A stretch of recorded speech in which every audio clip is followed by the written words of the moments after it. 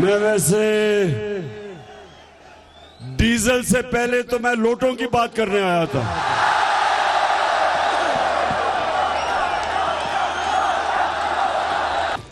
एक वक्त था कि लोटों को छांगा मांगा ले जाया करते थे, मरी ले जाया करते थे और किसी को पता भी नहीं चलता था। थोड़ी सी अखबार में खबर आती थी, लेकिन लोटों को ये नहीं पता कि जमाना बदल चुका है। ये जो आप सबने मोबाइल फोन पकड़ा हुआ है, इसने दुनिया बदल दी है।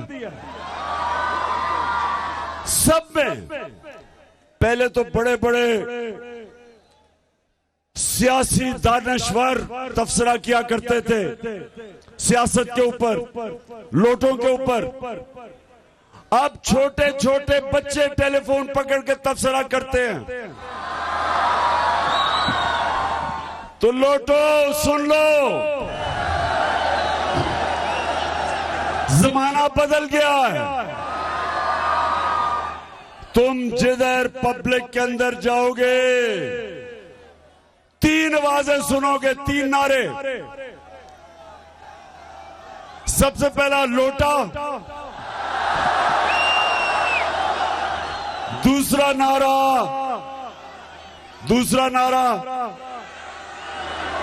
चोर और तीसरा नारा गद्दार। देखिए, अब मेरे नौजवानों जरा सुने मेरी बात। देखिए, मैं पाकिस्तान के साथ बड़ा हुआ हूं। मेरे माँ बाप एक गुलाम हिंदुस्तान में पैदा हुए थे। गुलामी का दौर था, अंग्रेज की गुलामी थी। और उस वक्त मेरे माँ बाप ने तहरीक पाकिस्तान में शिरकत की थी। इसी तरह जिस तरह आज मेरी बहनें निकली हुई हैं, मेरी वालिदा ऐसे निकली थी और मेरे वालिद वो मीनारे पाकिस्तान में थे जब पाकिस्तान की रेजोल्यूशन हुई 1940 में 23 मार्च।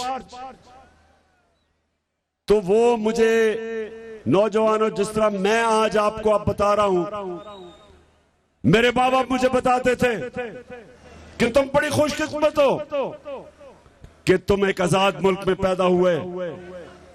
और मुझे ये बताते थे तुम्हें अंदाजा नहीं कि गुलामी क्या होती है। और कायदे आजम ने जब पाकिस्तान के लिए उन्होंने जब तहरीक पाकिस्तान चलाई, तो उन्होंने क्या कहा कि हम अंग्रेज की गुलामी के बाद हिंदुओं की गुलामी नहीं कबूल करते, हम आजाद मुल्क चाहते हैं। तो मैं आज आपको कह रहा हूं कि हम एक हकीकी आजादी की तहरीक इसलिए इसके लिए जिहाद लड़ रहे हैं, क्योंकि ना हम अंग्रेज और हिंदुओं की गुलामी के बाद आजाद होके, ना हम अमेरिकी गुलामी चाहते हैं और ना इन चोरों की गुलामी चाहते हैं। एक साजिश की गई क्योंकि अमेरिका को पसंद नहीं आया एक ऐसा प्राइम मिनिस्टर जो एक आजाद फॉरेन पॉलिसी लेके आया, जिसका मकसद क्या था? किसी से जंग नहीं थी। हम किसी से जंग नहीं लड़ना चाहते, किसी से दुश्मनी नहीं करना चाहते, लेकिन हम चाहते थे कि हमारी ऐसी फॉरेन पॉलिसी हो जो हमारे लोगों के मफादात की हिफाजत करे, हमारे लोगों को किसी और मुल्क के मफादात के लिए कुर्बान ना किया जाए।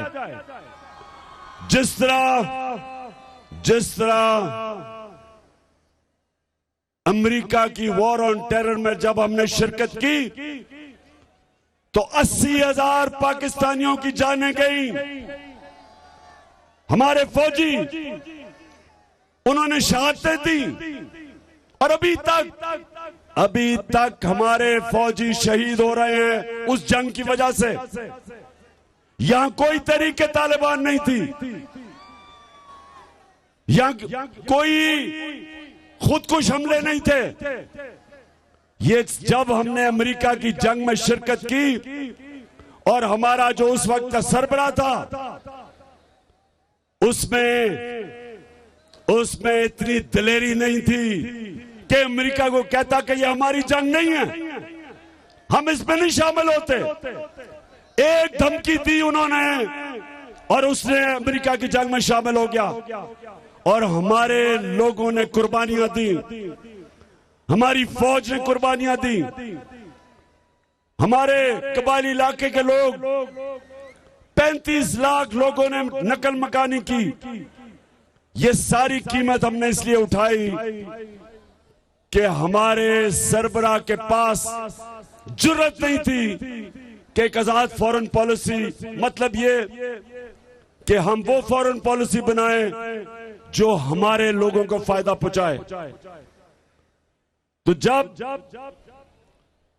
जब मैंने उन्हें कहा दो चीजें कि हम आप अमेरिका आपके साथ अमन में शामिल है आपके साथ, लेकिन हम किसी भी जंग में आपके साथ शिरकत नहीं करेंगे, हम आपको बेसिस नहीं देंगे पाकिस्तान में।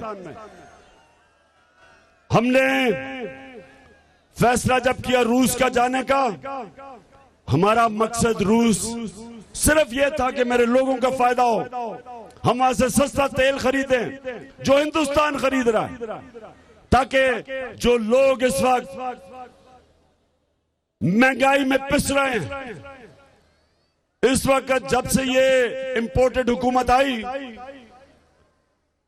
तो हमारा 100 रुपया लीटर पेट्रोल बढ़ा है और फजल रहमान उससे भी ज्यादा 125 रुपया बढ़ा है।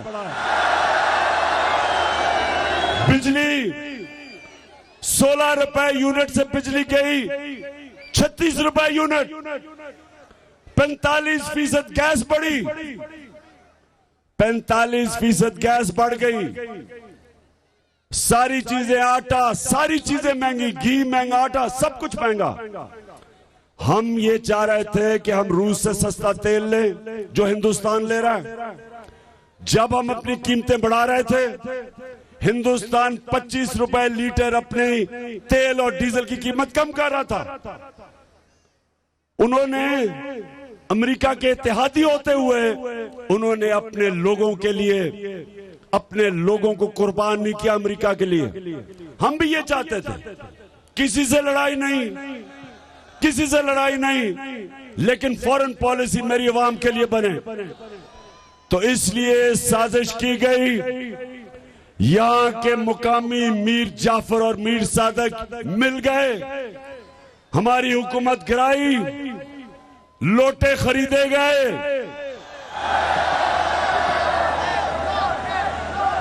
लोटों की कीमतें लगी।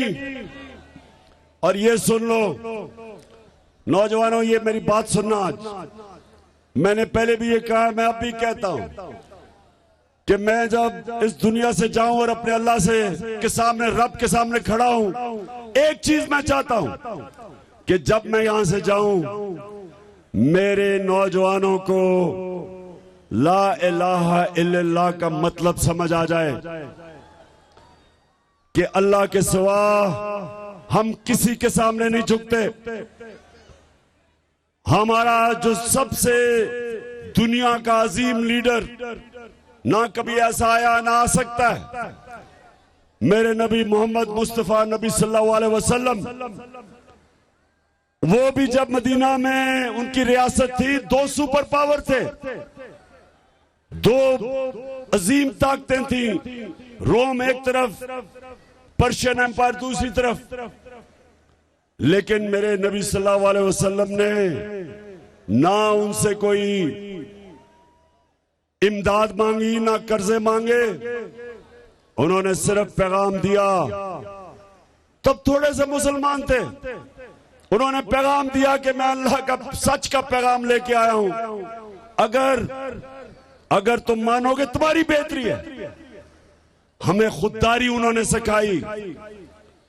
मेरे नबी सल्लल्लाहु अलैहि वसल्लम ने हमें बताया कि मुसलमान के ज़मीर की कोई कीमत नहीं होती। ज़मीर की कीमत जो लगाता है वो शिर्क करता है, क्योंकि अल्लाह लोगों के दिलों में बसता है। जिस वक्त आप अपने आप को बेचते हैं, आप पैसे के बुत की पूजा करते हैं, आप शिर्क करते हैं। आप खौफ के बुत की पूजा करते हैं, खौफ की वजह से फैसले करते हैं, डरते हैं लोगों से। कमजोरी है ईमान की। कुरान की आयत है कि जो लोग ईमान ले आए अल्लाह उनके खौफ दूर कर देता है। इसलिए मदीना में जब मेरे नबी ने वहां कौम खड़ी की तो दुनिया के ऊपर छा गई। आजाद लोग थे, ला इलाहा इल्लल्लाह ने आजाद कर दिया। उन्होंने इकबाल के शाहीन बन गए, परवाज ऊपर चली गई, दुनिया की इमामत की। दोनों सुपर पावर्स देखते देखते घुटने टेक गए उनके सामने। ये है ताकत ला इलाहा इल्लल्लाह की। इसलिए मैं अपनी कौम को आज समझाना चाहता हूं कि हम उधर फैसला कुन वक्त पे खड़े हो गए हैं। अगर ये चोर जो इस मुल्क के 30 साल से ये मुल्क की चोरी कर रहे, डाके मार रहे, चोरी करके पैसा बाहर लेके जा रहे थे, अगर ये हमारे ऊपर मुसल्लत रहे तो याद रखें इस मुल्क की परवाज नहीं ऊपर जा सकती। परवाज सिर्फ आजाद कौमों के ऊपर जाती है। सिर्फ एक आजाद इंसान ही ऊपर परवाज कर सकता है और इकबाल का शाहीन बन सकता है, जिसकी जंजीरें, जो उसको जंजीरें जमीन पे रखती हैं, उसमें पैसे का बुत, उसमें खौफ का बुत, उसमें मैं का बुत, ये लोगों को एक बड़े इंसान को छोटा इंसान बना देती है। इस फैसला कुन वक्त, जिस वक्त ये सारे चोर इकट्ठे होके बैरूनी साजिश के तहत ये कोशिश कर रहे हैं इस कौम पे मुसल्लत होने की, मैं इसलिए पूरे मुल्क में निकला हुआ हूं अपनी कौम को जगाने के लिए कि अगर हमने इस जुल्म के खिलाफ जहाद ना की, हम अगर डर गए, जो ये डराने की कोशिश कर रहे हैं, इमरान रियाज जैसे सहाफियों को जेलों में डाल रहे हैं, खौफ पिला रहे हैं, रियाज अमीर जैसा दानिश्वर, उसको इन्होंने जलील किया, मारा, डराने के लिए। बाकी सहाफियों को FIR काट रहे हैं, डरा रहे हैं कि चुप कर जाएं और इनको कबूल कर जाएं। मेरे ऊपर 15 FIR कट चुकी हैं, मेरी सारी लीडरशिप पे FIR, दहशतगर्दी के केस। लेकिन मैं अपनी कौम को आज कहना चाहता हूं, FIR तो कुछ नहीं, आप हजारों FIR काट दें, आप जेल में डाल दें, हम अपनी जान की कुर्बानी देने के लिए तैयार हैं, अपने मुल्क की आजादी के लिए। हम कभी इन चोरों को तस्लीम नहीं करेंगे। हम ये ना जो भगौड़ा नवाज शरीफ सजा याफ्ता मुल्क से बाहर बैठा है, ना मैं उसको कभी मानूंगा, ना मैं ये इस मुल्क का बड़ा डाकू आसिफ जरदारी को मानूंगा, ना मैं ये cherry blossom boot polish Shehbaz Sharif को मानूंगा, और ना मैं कभी हमजा कुकड़ी को मानूंगा। इसलिए मैं अपने सारे आज सहाफियों को, मीडिया को, सबको आज पैगाम देना चाहता हूं, कौम हमारी जाग उठी है, कौम में शऊर आ चुका है, कौम फैसला कर चुकी है। जो आज मीडिया हाउस इन चोरों के साथ खड़ा होगा, लोग उस चैनल को नहीं देखेंगे, उस चैनल को देखेंगे जो हक और सच के साथ खड़ी है, उस सहाफी की रेटिंग ऊपर जाएगी, उस एंकर की जो राय हक पे खड़ा है। और ये जो इलेक्शन आ रहा है, मैं जितनी जगह फिर के आया हूं, साहिवाल में गया, चीचरावती के पीछे देहात था, इतनी बारिश हुई कि वहां जलसा तो नहीं, स्विमिंग हो सकती थी, जलसा नहीं हो सकता था। लेकिन उसके बावजूद जिस तरह पब्लिक निकली, हर जगह से एक आवाज है कि इंपोर्टेड हुकूमत ना मंजूर। और इसलिए मैं पैगाम देना चाहता हूं, चीफ इलेक्शन कमिश्नर, तुम जितना मर्जी हमजा और मरियम के पैरों में गिरो, तुम जो मर्जी कर लो, तुम उनके साथ बैठ के नून लीग की पूरी साजिश करो कि इन चोरों को इलेक्शन कैसे जताना है।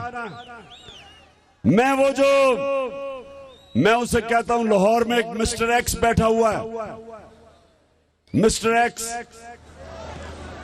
एक्स बैठ के पूरी प्लानिंग कर रहा है इलेक्शन में धांधली करने की।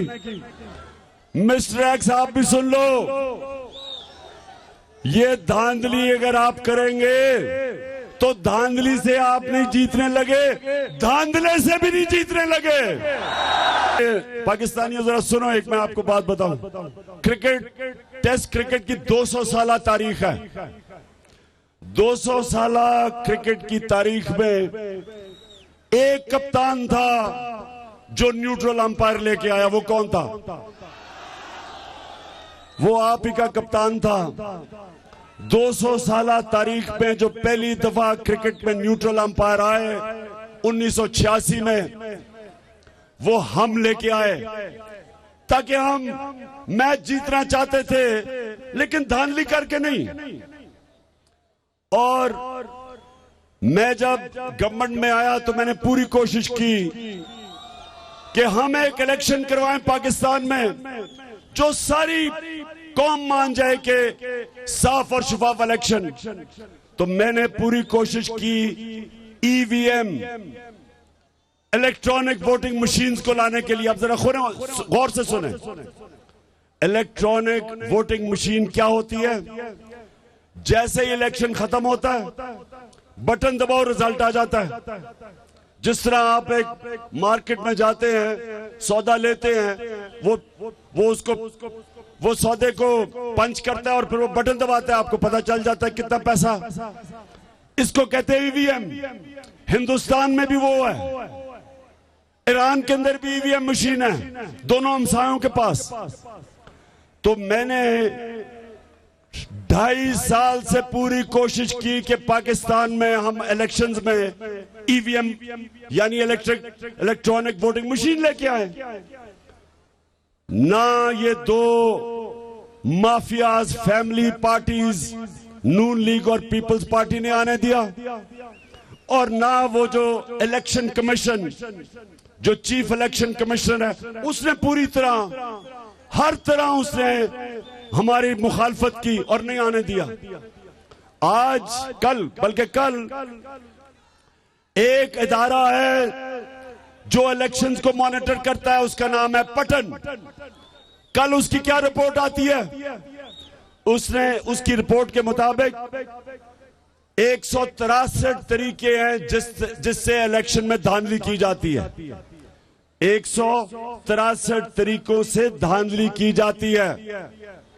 और वो रिपोर्ट क्या कहती है कि अगर आपके पास ईवीएम मशीन्स हो तो 130 तरीके धांधली के खत्म हो जाते हैं। इन्होंने जान के वो ईवीएम मशीन्स नहीं आने दी, क्योंकि ये दोनों, ये पॉलिटिकल पार्टीज दी माफियाज है, ये जीतते हैं धांधली करके।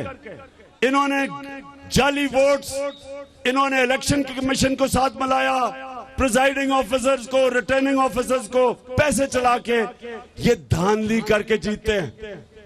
और फिर पीछे बैठे होते हैं जो रिजल्ट देख रहे होते हैं, और वो चाहते हैं कि वो भी जब चाहें तो फैसला करवा दें किस तरफ गेम जा रही है। इन सब ने मिलके ईवीएम मशीन नहीं आने दी। तो मैं आज कर्नल साहब, कर्नल शबीर, आपको आज पैगाम देना चाहता हूं कि पोलिंग डे पे आपने पहरा देना है हर पोलिंग से। इलेक्शन से इंतशार फैलेगा।